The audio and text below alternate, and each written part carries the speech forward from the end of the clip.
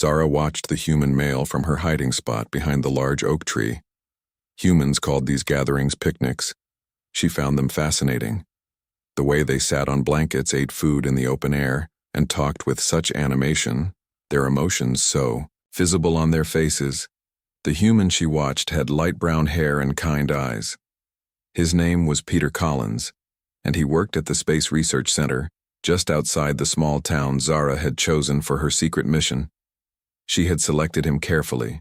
After weeks of observation, he seemed intelligent, curious, and most importantly, open-minded. Zara was not human. She belonged to a race called the Viridians, an advanced civilization from a planet orbiting a star 20 light-years from Earth. Her people had been observing humans for centuries, but direct contact was forbidden. The High Council believed humans were too unpredictable, too emotional, and potentially dangerous. Yet here she was breaking the most sacred rule of her people. Zara adjusted, her human disguise making sure the holographic projector hidden in her bracelet was functioning properly. To any observer, she appeared as a tall woman with dark hair and green eyes. Her true form, with blue-tinged skin, iridescent eyes, and the faint glow that all Viridians naturally emitted would have caused panic among the humans. Peter packed up his lunch and started walking back toward the research center. Zara followed, keeping a safe distance. She had been tracking him for weeks, learning his routines and habits. He lived alone in a small apartment on the edge of town. He enjoyed reading books about space and the possibility of alien life, ironically, and he often worked late into the night, analyzing radio signals from distant stars. Her mission was simple: observe and report. But Zara had developed what her people would call a dangerous fascination with this particular human. There was something about his quiet determination, his hope that humans were not alone in the universe, that touched something deep within her. That evening, when Peter returned to his small apartment, Zara waited until the lights went out before approaching. His security system was primitive by her standards, and she disabled it with a small device from her pocket. She had done this before several times, entering his home while he slept to examine his belongings and learn more about human life. She stood in his living room looking at the scattered books, the half-finished mug of coffee, and the pictures. On the wall, most showed Peter with friends or family living a simple human life. The concept of family was strange to Viridians. Young were raised in communal creches, not by biological parents. The idea of forming lasting emotional bonds with genetic relations seemed inefficient, yet somehow beautiful to Zara. Zara touched one of the photographs, feeling a strange emotion she could not name. Her people did not form attachments the way humans did. Marriage and family were scientific arrangements, designed for optimal genetic combinations, not emotional bonds. Viridians lived for hundreds of years and did not believe in wasting time on sentimentality. Yet humans with their brief lives seemed to find such meaning in these connections. A sound from the bedroom made her freeze. Peter stood in the doorway staring at her with wide eyes. "How did you get in here?" he asked. His voice was steady, but Zara could detect the elevated heart rate and adrenaline spike that indicated fear. Zara considered her options. She could use the memory wipe device in her pocket, or she could run, but something made her stay. Perhaps it was time to take a risk to truly understand these creatures. Her people found so fascinating and frightening. "I want to talk to you," she said. "I have been watching you."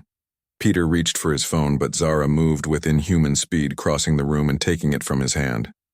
"I mean no harm," she said. "Please listen."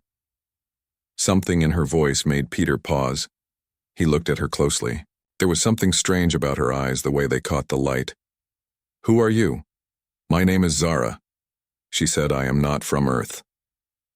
Peter laughed a nervous sound. "You expect me to believe you're an alien in response?" Zara touched her bracelet. The holographic disguise flickered, and for a brief moment her true form was visible. Blue skin, iridescent eyes with no pupils, and the faint glow that all Viridians emitted. Peter stumbled backward, hitting the wall behind him. His face had gone pale. His heart rate had increased dramatically, and Zara worried he might lose consciousness. "What do you want?" he whispered. Zara restored her disguise. "I was sent to observe humans," she explained. "My people have been watching Earth for centuries. We are scientists, explorers. But I have questions my people do not understand yours. We have advanced beyond emotion, beyond attachment. We live for thousands of your years, but we have lost something important. Why me? You work with signals from space, said Zara. You try to find others like me. Yet you never look close enough. We have been hiding our presence for centuries.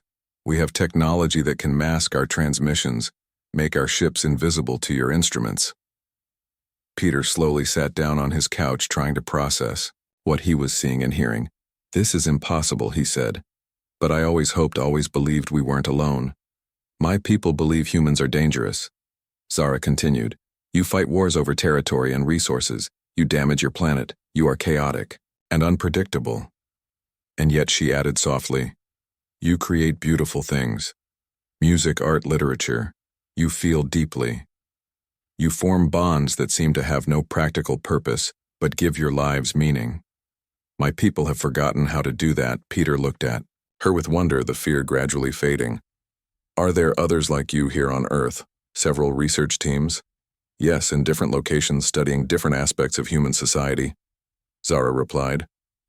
We report back to our ship which orbits your planet cloaked. From your detection systems, can I meet them? No, said Zara firmly.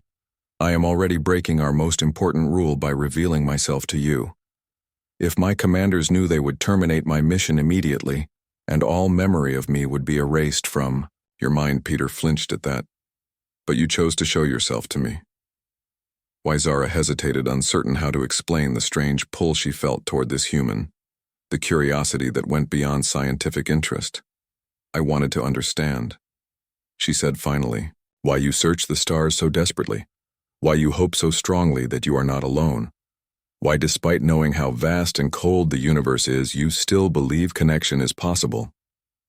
Peter was silent for a long moment, then he said, because being alone is the worst thing we can imagine. As a species, we have always reached out trying to find others like us. It's in our nature. Zara felt something shift inside her, a new understanding forming. This was why her people feared humans. This capacity for connection, this need for it, was alien to the logical, ordered Viridian mind. I should go, she said, suddenly aware of the danger she had placed herself in by this contact. I should not have come. Wait, Peter said, standing. Please don't go. I have so many questions. Zara paused at the door. Tomorrow night, she said, meet me at the lake outside town at midnight. Come alone. She slipped out into the darkness, her mind racing with conflicting thoughts. She had compromised her mission, revealed her true nature to a human. She should report this contact to her commanders, admit her failure, but she did not. Instead, she sent her usual report claiming nothing unusual had occurred. She was already planning what she would tell this human. What she would ask him. The risk was enormous, but the pull of discovery was stronger. As Zara made her way back to her small research base hidden in the woods outside town, she looked up at the stars. Her home was out there somewhere. But for the first time since arriving on Earth, she felt a strange reluctance at the thought of returning. Tomorrow she would see Peter again. Tomorrow she would learn more about these strange emotional creatures. Tomorrow perhaps she would begin to understand what it meant to feel. The next evening, Peter arrived at the lake 30 minutes early. His mind had been racing all day, making it impossible to focus on his work at the research center. The revelation that aliens were real, that one had been watching him, that she had chosen to reveal herself to him, it was overwhelming. He sat on a large rock by the water's edge, watching the moon reflect on the surface. His whole life had been dedicated to searching for signs of extraterrestrial intelligence, sending signals into the vast emptiness of space, hoping for a response. And all this time they had been here watching, studying, hiding their presence. At precisely midnight, he heard soft footsteps behind him. Zara appeared wearing the same human disguise as before. The dark-haired, green-eyed woman looked normal enough. But now that he knew the truth, Peter could see subtle differences in the way she moved. Too fluid, too precise. You came, she said, sounding almost surprised. Of course I did, Peter replied. How could I?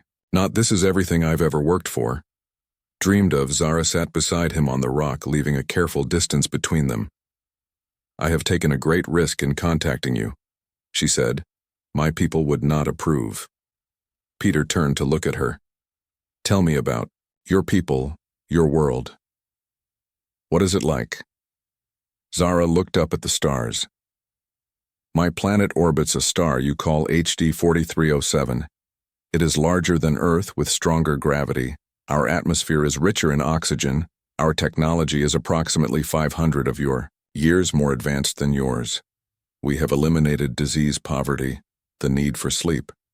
We have extended our lifespans to nearly 1,000 Earth years." "Incredible," whispered Peter. "We are governed by a high council of scientists."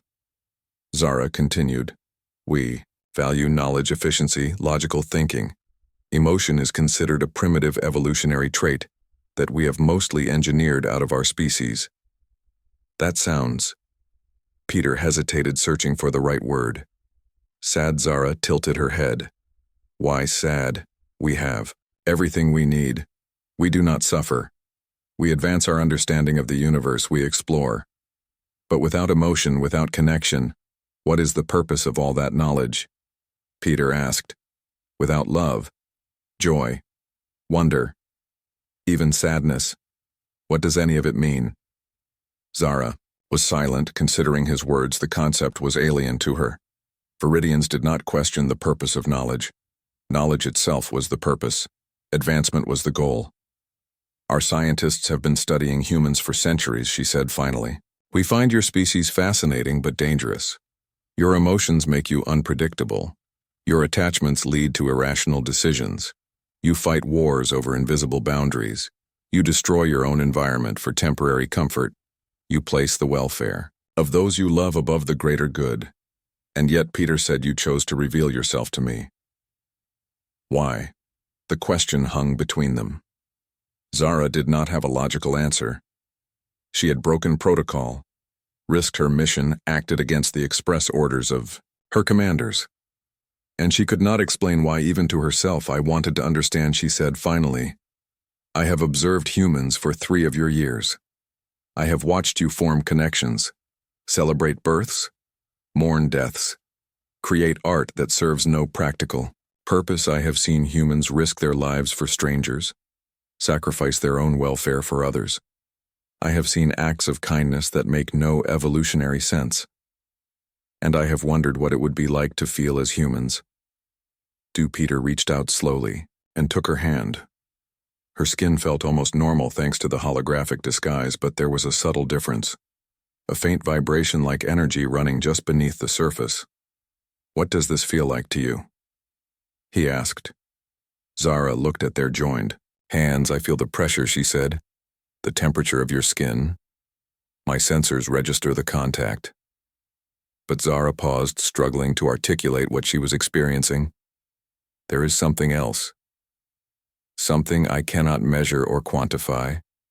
That would be emotion," Peter said gently. "Is this what it is like for humans all the time?" Peter nodded. "We feel constantly. Sometimes too much.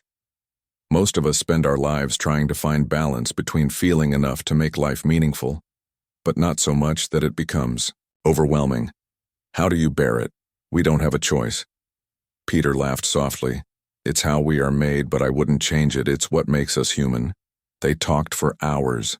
Zara explaining Viridian technology, their faster than light travel, their ability to manipulate matter at the quantum level, their neural interfaces that allowed direct communication between minds. Peter telling her about human history, art, music, philosophy, religion. As the night grew cold, Peter shivered. Zara noticed immediately. "Your body temperature is dropping," she observed. "You should return home." "Not yet," Peter said. "There is so much more I want to ask." Zara stood. "Tomorrow," she said. "We can meet again, but you must promise to tell no one about me. If my presence was discovered, both our peoples could be at risk." Peter stood as well. "I promise," he said. "But will you show me?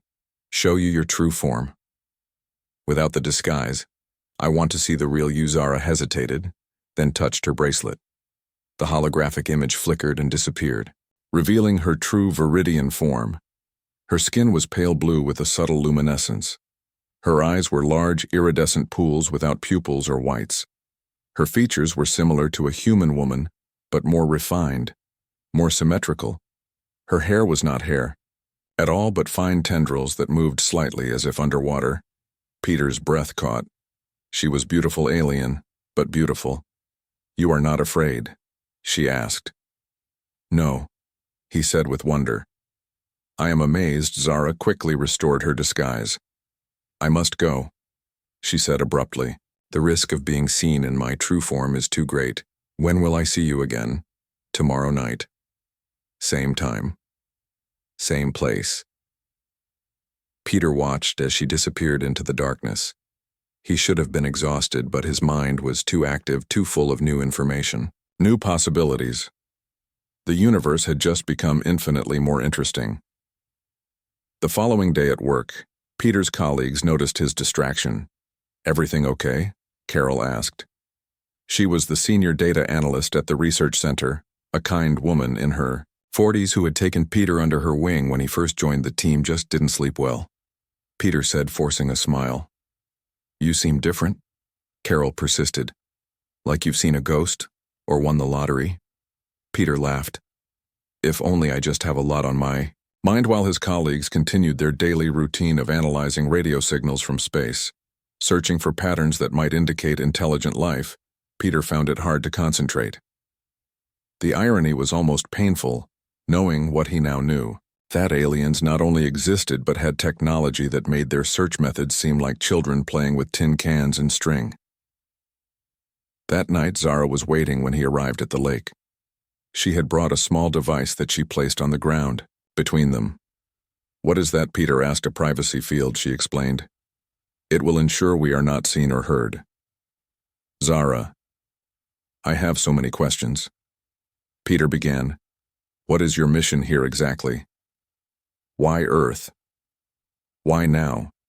"My team was sent to evaluate human progress," she said. "To determine if your species is ready for contact, and are we?" Zara shook her head. "No. The official assessment is that humans are still too volatile, too divided. Earth has nuclear weapons, ongoing conflicts, environmental challenges. You have not yet united as a single planetary civilization." Peter's heart sank. "So we will never know about you." "Officially. Not in your lifetime, perhaps," Zara said. "But my people are patient. We will continue to watch." "Wait unless," Peter said slowly. "Unless we could prove ourselves somehow. Show your people that humans are ready, that we can handle the truth." Zara looked troubled. "Even having this conversation with you violates my orders," she said. "If my commanders knew." "You took that risk already," Peter pointed out. Why Zara was silent for a long moment. "I am beginning to question," she said finally, "whether our assessment of humans is complete, whether we truly understand what drives your species.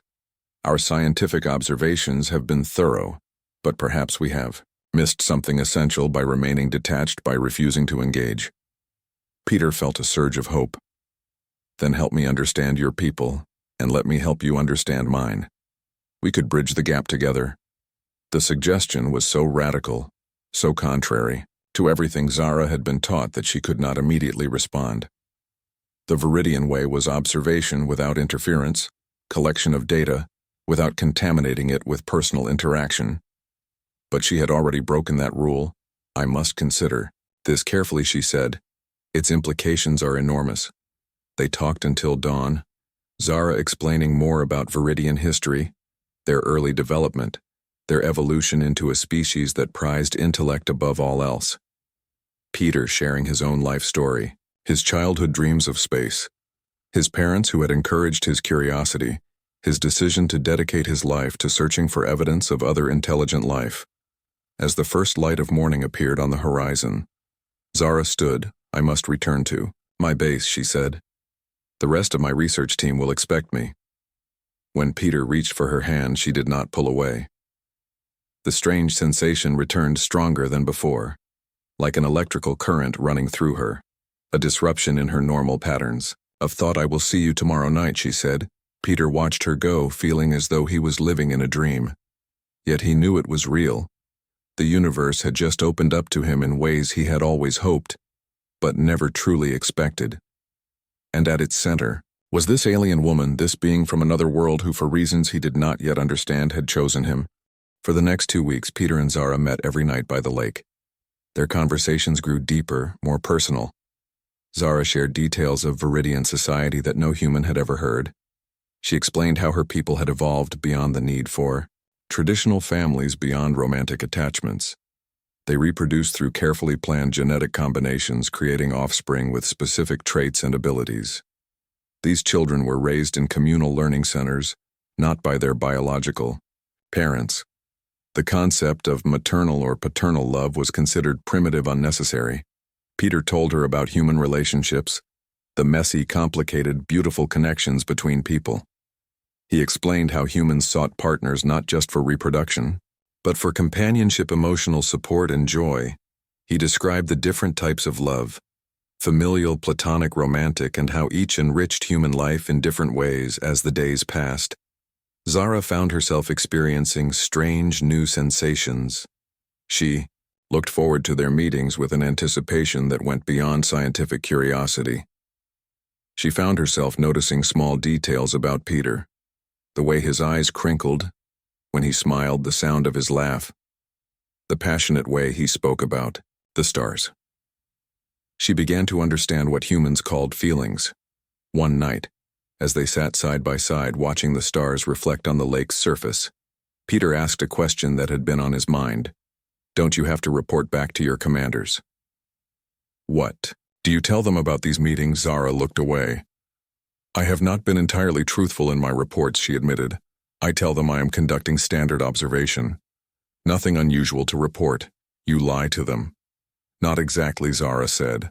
I omit certain details. My direct commander is on the mothership in orbit. They receive my data transmissions, but they do not monitor my every movement. As long as my research appears to be proceeding normally, they have no reason to investigate further. Isn't that risky? For you, very Zara acknowledged. If they discovered my deception, I would be immediately recalled. My mission terminated. All data contaminated by unauthorized contact would be purged, including, she added quietly, any memory of me from your mind.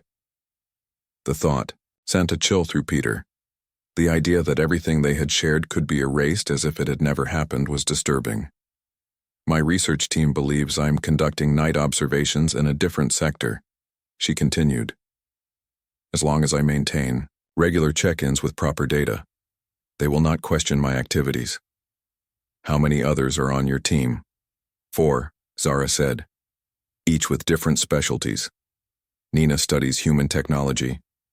Harold focuses on governance systems. Lisa analyzes communication methods, and Ben researches human biology. Those sound like human names, Peter pointed out.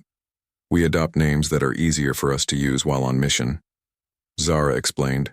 Our actual names would be unpronounceable to you. Our language uses tonal patterns and subtle telepathic impressions that human vocal cords cannot reproduce. Could I meet them? The others on your team?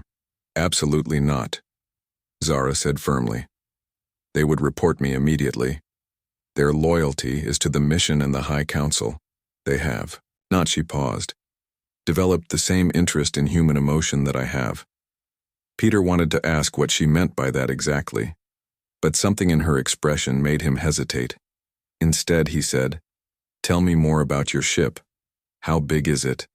How many Viridians? Our mothership is approximately twice the size of your largest naval vessels, Zara said. It remains in high orbit using cloaking technology that bends light and other electromagnetic radiation around it, making it invisible to your detection systems. There are 120 crew members, most in stasis, while research teams work in rotation. Peter tried to imagine it. A massive alien vessel hovering above Earth, completely undetected by the world's most sophisticated tracking systems. It was both amazing and slightly terrifying. And there are other ships too. Other species watching us, Zara nodded. Yes. Though we do not often communicate with them, there is an agreement among spacefaring civilizations, the observation protocol. It is, called planets with emerging intelligent life are monitored but not contacted until certain developmental milestones are reached. Like what milestones global unification is. One Zara said, the ability to travel beyond your own solar system is another. Resolution of major environmental threats. Stabilization of population. Elimination of armed conflict, Peter sighed. Those could take centuries. For some species, yes. Zara agreed. Others advance more quickly. It depends on many factors. What happens when a species reaches those milestones? They are welcomed into the galactic community, Zara said. Given access to advanced technology, invited to join cooperative scientific endeavors, allowed to establish colonies on unclaimed worlds. It is a significant transition, and if they never reach those milestones, they remain in observation status indefinitely, or until they destroy themselves, which unfortunately happens. The thought was sobering. Peter gazed up at the stars, wondering how many other civilizations were out there watching, waiting, perhaps even cheering for humanity to overcome its challenges. So you are gambling your career, possibly more, by talking to me like this, Peter said after a while. Why take such a risk? Zara was silent for a long time. When she finally spoke, her voice was soft. I have been on Earth for 3 years, 7 months and 14 days. In that time, I have observed humans in all their complexity. I have watched them love and hate, create and destroy, show tremendous kindness and horrible cruelty. I have collected terabytes of data, analyzed behavioral patterns, studied historical trends, all from a distance, all without personal involvement as my training requires. She turned to face Peter, her green eyes glowing slightly in the darkness. But I have learned more about humanity in these past 2 weeks with you than in all that time. I am beginning to understand what drives your species, what gives your short lives meaning. And it is changing me in ways I did not anticipate. What ways? Peter asked, his voice equally soft. I find myself, she hesitated, searching for words, experiencing what I believe you would call emotions. I look forward to our meetings. I think about our conversations when we are apart. I notice beauty in ways I never did before.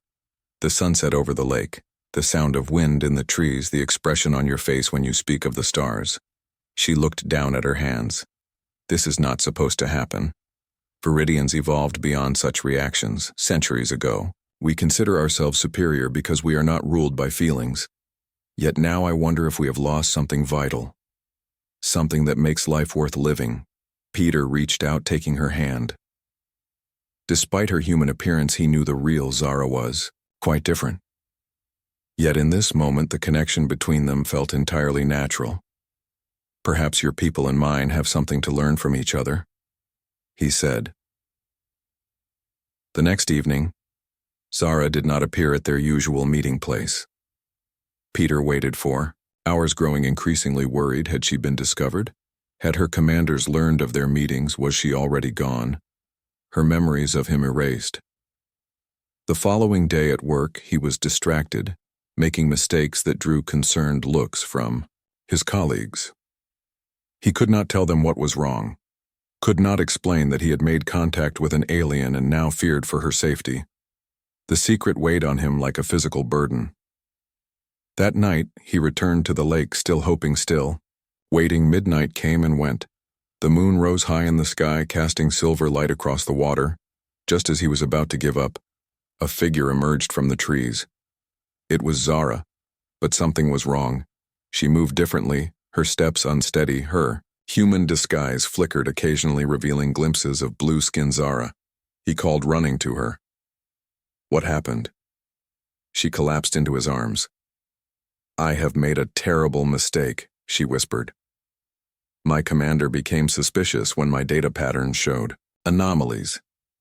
They monitored my movements, followed me. They know I have been meeting with you. Peter's heart sank.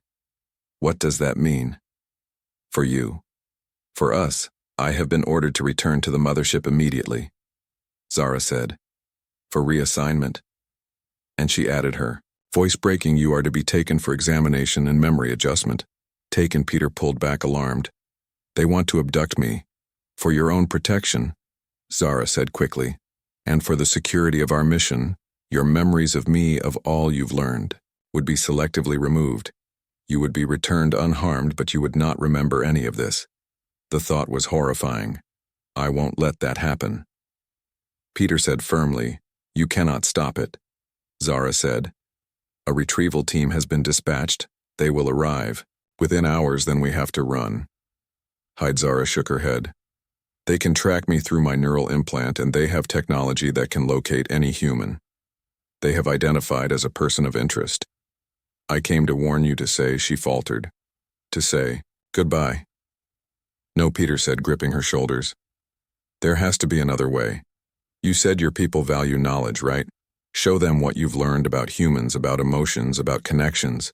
Convince them it's valuable research. It's too late, she said. They have already classified this as a protocol violation.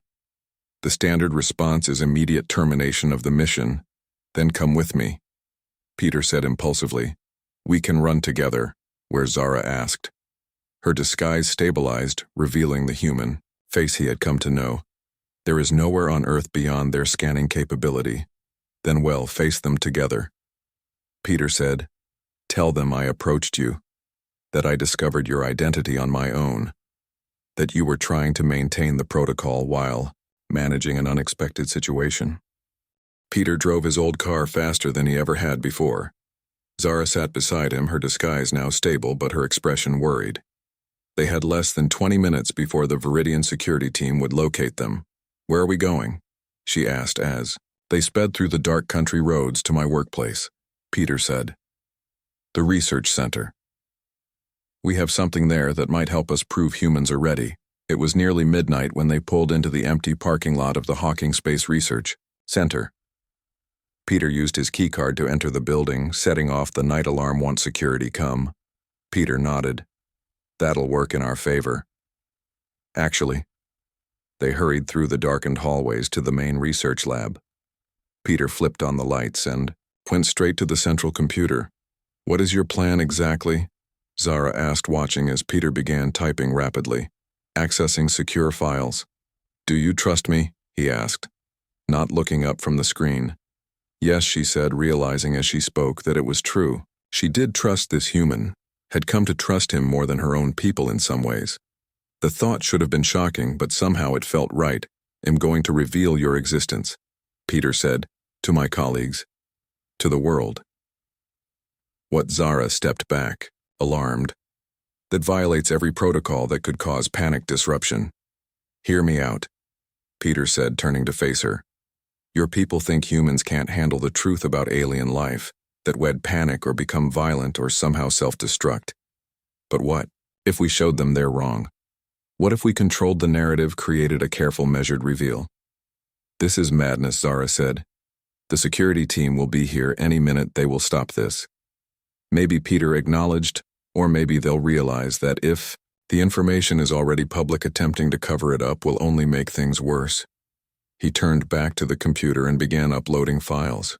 The center's secure database images of strange radio signals, unusual astronomical data anomalies that had been detected over the years but never explained. None of this proves anything. Zara said, looking at the screen. No, Peter agreed. But this will. He pulled a small device from his pocket. It was his phone. He had been recording their conversations, her explanations of Viridian technology, the occasional glimpses of her true form when her disguise flickered. You recorded us, Zara whispered, betrayal and understanding warring within her, only as evidence, Peter said quickly, only to protect us both. In case something like this happened, I never planned to share it without your permission. But now we need it. Security guards will be here any minute. Zara warned, hearing the alarms continuing to blare. If they find us, then we need to work fast, Peter said. He connected his phone to the computer and began transferring files. I need to get this to the right people. People who will handle it responsibly. Suddenly the lights flickered. The computer screen went dark, then lit up again, showing strange symbols. They're here, Zara said. They're interfering with your technology. The security door burst open. 2 guards entered, weapons drawn. Hands up, one of them shouted. Dr. Collins, "What are you doing here at this hour?" "In making the discovery of the century," Peter said calmly, not raising his hands. "Just give me 5 more minutes." The guards approached cautiously.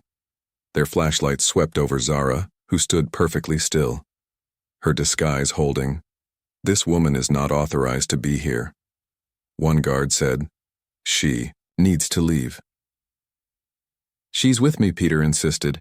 "She's crucial to my research." "Sir, you need to step away from the computer." Before Peter could respond, the room filled with a blue light. A humming sound began to build, seemingly coming from all directions at once. The guards looked around confused. "What's happening?" one asked, his hand moving to his weapon. "The retrieval team," Zara whispered to Peter. "They are creating a containment field." The air in the center of the room began to shimmer. 3 tall figures materialized, their appearance similar to Zara's true form, but with more pronounced features. They wore fitted suits that seemed to absorb light rather than reflect it. One stepped forward, addressing Zara in their musical language. She responded, her posture deferential but her tone firm. The lead figure turned to Peter, examining him with large, iridescent eyes. The guards stood frozen, whether from shock or some Viridian technology. Peter couldn't tell. "You are the human who has compromised our observer," the figure said in perfect English. The voice was neither male nor female, but something in between. "I am," Peter said, standing his ground. "She hasn't been compromised. She has made a breakthrough in understanding human emotion, a valuable discovery for your people." The Viridian made a sound that might have been laughter. "Our people have no need for emotion. It is a primitive evolutionary trait. We have evolved beyond such limitations. Is it really evolution to lose something so fundamental?" Peter countered. "Or is it loss? A kind of blindness?" The Viridian commander turned to the guards, who remained strangely still. "This facility has been temporarily contained," he said. "Your memories of the next 20 minutes will be adjusted. You will remember only that you found Dr. Collins working late. No one else was present." No, Peter stepped between the Viridian and the guards. "Don't erase their memories. Don't erase mine. Let us remember. The truth is already spreading. My upload is complete." The Viridian turned back to him. "Your primitive technology has been neutralized. Nothing has been transmitted." "Maybe not," Peter admitted. "But people know him here. My colleagues will ask questions when I disappear. People will investigate. The truth has a way of coming out." "You overestimate your species' importance," the Viridian said. "Humans disappear every day. You will simply be another missing person." Zara moved forward, placing herself between Peter and her commander. "With respect," she said, "I request a formal hearing before the High Council. This human has shown exceptional qualities, his understanding of complex concepts, his acceptance of other life forms, his emotional intelligence. All would be valuable data for our research." The commander studied her for a long moment. No one spoke. Then he raised a hand. The other 2 Viridians approached Peter. "What are you doing?" Zara demanded. "He will be brought to the ship for examination," the commander said. "The High Council will determine his fate. And yours." Suddenly, the building shook. A loud rumbling sound filled the air. The lights flickered again. "What is happening?" one of the Viridians asked. "Multiple vehicles approaching," the commander said, checking a device on his wrist. "Human security forces. They're responding to the alarm," Peter explained. "This facility is connected to government security agencies. Break-ins are taken very seriously. They will be here in minutes, and they will find us all." The commander turned to his team. "Accelerate the extraction," he ordered. "We must leave immediately." "Wait," Zara said. "Look." She pointed to one of the computer screens that had reactivated.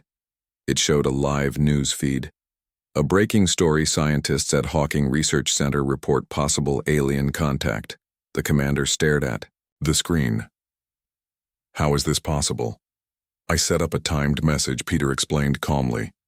"If I didn't enter a cancellation code every hour, an email would automatically be sent to major news outlets with everything I know About Viridians, about your ship, about the observation protocol. You are bluffing, the commander said.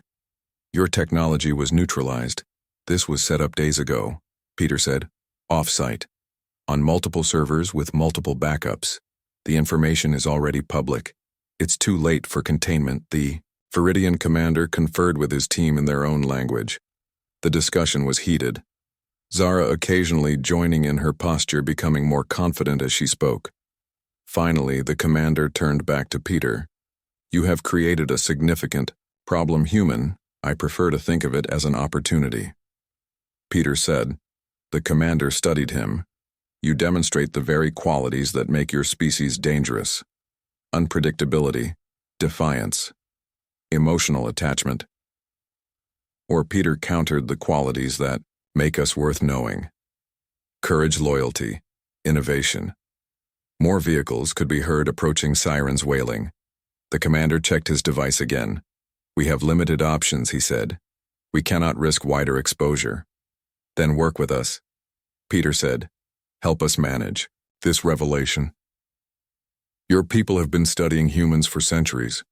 You understand our psychology, our media, our social structures. Use that knowledge to help create a controlled, measured disclosure. The commander looked at Zara.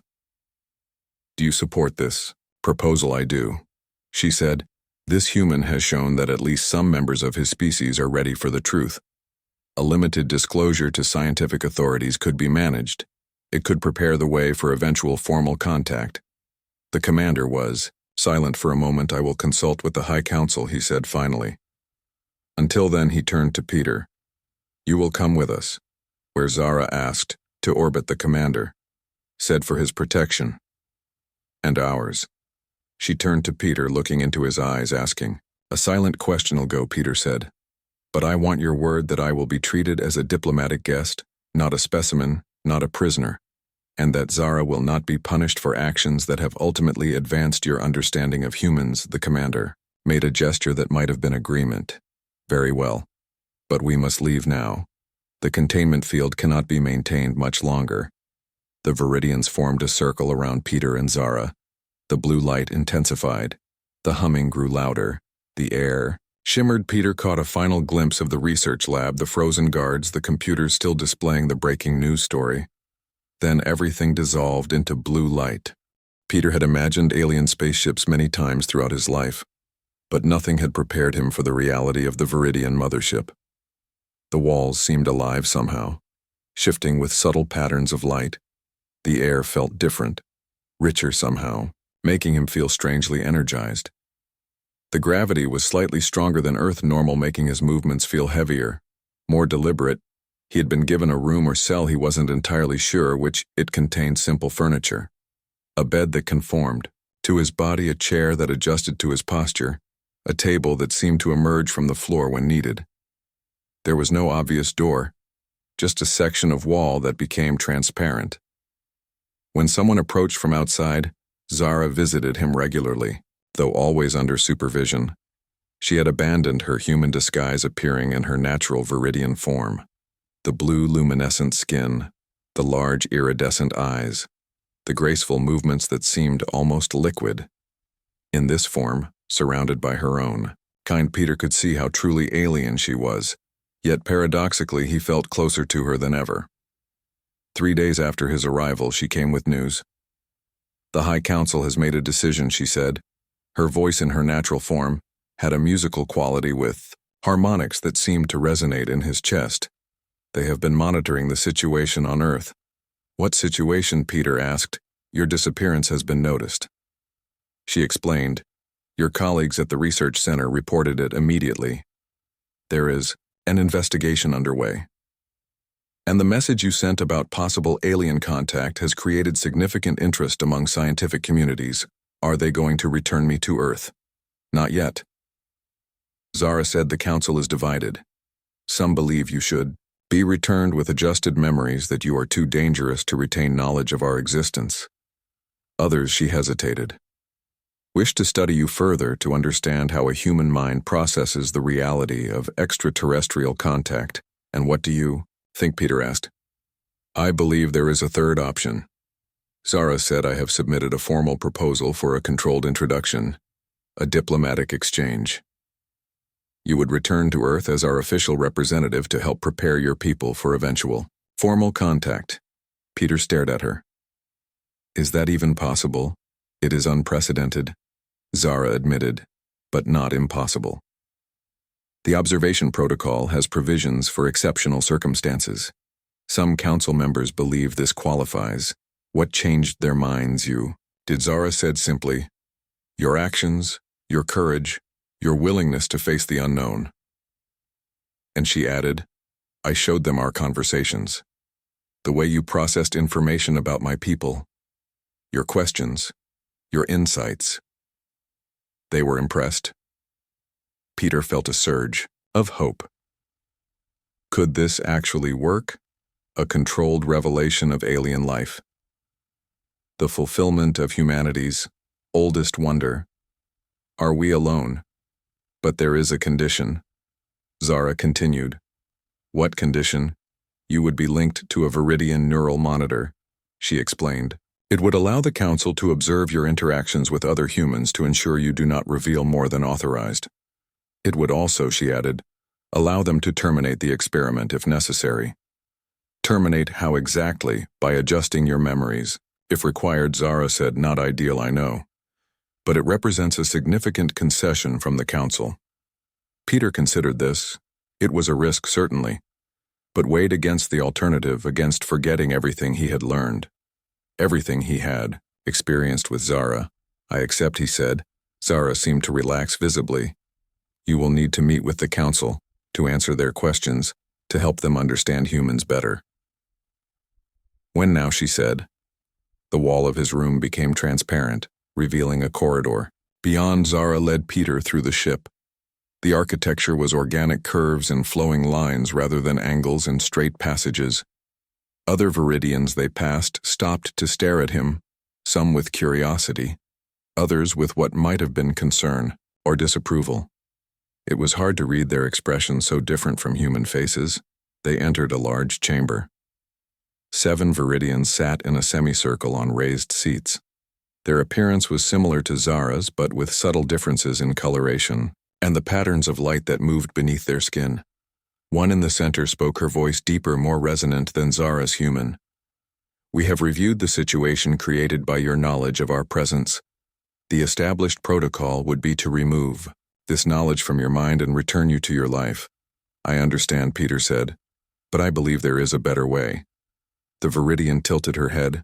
What way would that be? Controlled contact, he said, partnership rather than observation. I can help you understand humans better than years of detached study. And I can help prepare Earth for the knowledge that we are not alone in the universe. Why should we trust you? Another council member asked. Your species is known for deception, for violence, for irrational behavior. Not all of us, Peter said. And isn't it deceptive to watch us without our knowledge, to study us like specimens in a laboratory rather than approaching as equals? The council members conferred among themselves in their own language, the musical tones rising and falling. Zara occasionally joined the discussion. Finally, the central figure spoke again. You propose to act as an intermediary between our peoples. I do, Peter said, and if we refuse, if we insist on following the established protocol, then you'll have missed an opportunity, Peter said. And eventually you'll have to face the consequences of your actions. Humans are advancing quickly. Our technology is improving exponentially. How long before we detect your presence on our own? Before we discover the truth without your guidance, wouldn't it be better to control that process? The council conferred again. This time the discussion seemed more heated. Zara spoke at length, gesturing occasionally toward Peter. We have questions, the central figure said finally. For hours they questioned him about human emotions, human relationships, human history, human values. They asked about war and peace, about love and hate, about joy and suffering. They asked about human religion, philosophy, art, music.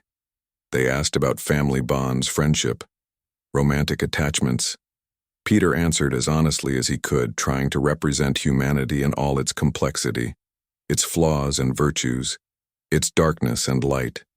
He spoke of human resilience, creativity, compassion. He acknowledged human capacity for violence, destruction, selfishness, but he emphasized humanity's ability to learn, to grow, to become better. Throughout it all, Zara stood beside him, occasionally clarifying a concept or providing context. When he faltered, she supported him. When the questioning became too abstract, she helped bridge the gap between human and Viridian understanding. Finally, the Central Council member raised a hand, signaling an end to the questions. "We must deliberate," she said. "You will be returned to your quarters." The wait seemed endless. Peter paced his room, wondering what would happen if the council rejected his proposal. Would they simply erase his memories, send him back to Earth with no recollection of Zara, of the Viridians, of the truth he now knew? The thought was unbearable. When Zara finally came, her expression was difficult to read in her alien features. "The council has reached a decision," she said, "and they have approved a modified version of your proposal. Peter A. Limited diplomatic exchange. You will return to Earth with your memories intact, but with the neural monitor in place. You will be authorized to reveal certain information about our existence to specific scientific and governmental authorities." Peter felt a wave of relief. It's happening. It's really happening. But Zara continued. "There is a condition." "What condition?" "I have been assigned as your liaison," she said. "The council believes my experience with humans makes me uniquely qualified." But she hesitated. "It means I cannot return to my normal duties or to my place in Viridian society. I will be as much an exile as an ambassador." Peter looked at her stunned. "What does that mean exactly?" "It means," Zara said, "I have chosen to remain with you to help bridge our worlds, to continue what we have begun. It means," she added softly, "that in the whole universe I chose only you human. And now my fate is tied to yours." Their return to Earth was carefully managed. The neural monitor was implanted, a painless procedure that left no visible trace. Peter was briefed on exactly what information he could share, and with whom the council provided evidence that would convince Earth authorities of the truth of his claims, without revealing too much about Viridian technology or capabilities. 3 weeks after his disappearance, Peter Collins returned, landing, not in a dramatic spaceship but quietly at night in a remote area outside his town, Zara beside him, now wearing her human disguise permanently. The first meetings with government officials were tense, suspicious. But the evidence was compelling. The information Peter provided about distant star systems, about quantum physics, about biological markers impossible to fake. Together with Zara's presence, her controlled demonstrations of Viridian technology, they slowly overcame doubt. Months passed. A small team of human scientists and diplomats was formed to manage the contact process. The existence of extraterrestrial life was not yet revealed to the general public, but preparations were being made, studies conducted, focus groups assembled, a timeline established through it all. Peter and Zara remained together, their bond deepening, their understanding of each other's worlds growing. She helped him navigate the complex political landscape of interspecies diplomacy. He helped her explore human emotion, human connection, human life. One night, as they sat on the roof of Peter's apartment watching the stars, he turned to her. "Why did you really choose me?" he asked. "Of all humans, why reveal yourself to me?" Zara was silent for a moment. In her human form, her expression was contemplative.